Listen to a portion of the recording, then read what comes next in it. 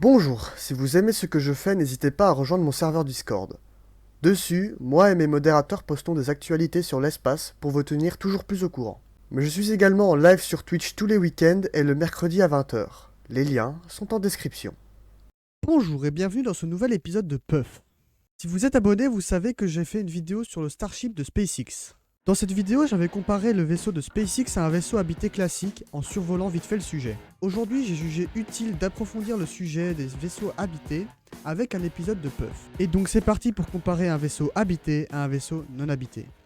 Générique.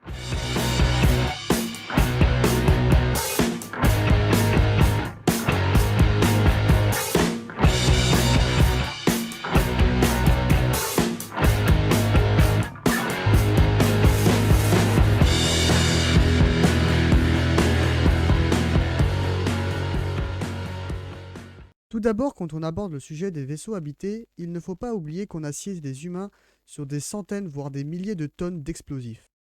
Liquides ou solides, à des pressions ou à des températures insensées pour un humain.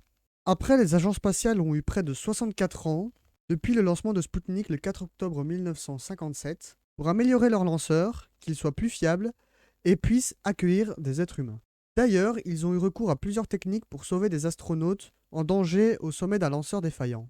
Je vous ai expliqué dans la vidéo du Starship que la majorité des lanceurs habités possèdent en leur sommet une petite antenne qui n'en est en fait pas une. C'est en fait une tour de sauvetage qui est une petite fusée au sommet de la fusée. Ce véritable pétard sauveur est entre guillemets un booster qui peut soulever 11 fois le poids de la capsule dans le cas de la capsule Apollo.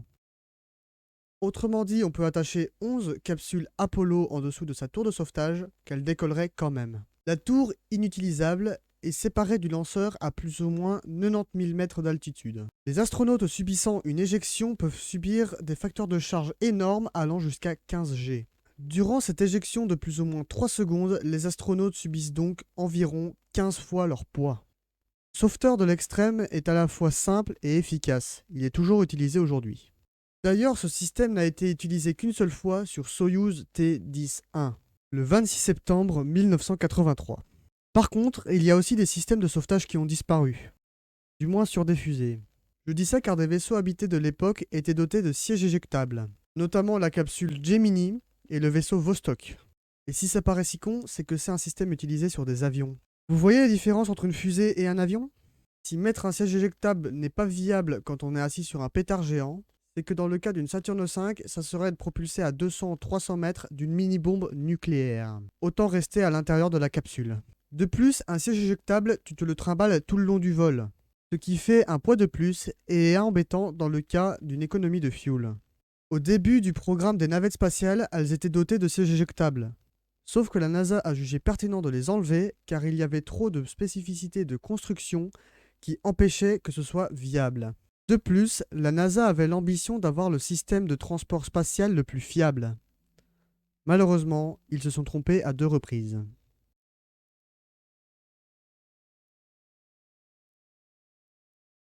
Les 2 seuls vaisseaux habités qui ne possédaient pas de tour de sauvetage étaient le vaisseau Vosrod et la navette spatiale.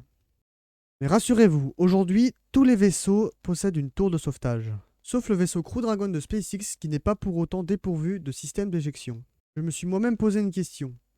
Si tous les vaisseaux actuels possèdent une tour de sauvetage, pourquoi il n'y en a pas sur la Crew Dragon ? En fait, sur le vaisseau de SpaceX, on peut voir des petites fentes noires sur les côtés. C'est en fait 8 moteurs Draco disposés 2 par 2 sur les 4 fentes. Ces petits moteurs ont exactement le même but et effet que la tour de sauvetage. À une exception près, c'est que ces petits moteurs sont aussi là pour manœuvrer dans l'espace, dans le cas de l'atteinte d'une orbite réussie. Maintenant que j'ai passé beaucoup de temps à vous parler de la tour de sauvetage, ce n'est pas la seule particularité d'un vaisseau spatial habité. Nous avons ici une capsule Apollo dotée de son module de service. Tout ça, c'est la charge utile qui restera jusqu'à la fin de la mission avant de rentrer dans l'atmosphère. Le module de service est un peu le radeau de la capsule. Sans ça, elle n'est pas suffisamment autonome pour faire survivre les hommes l'habitant.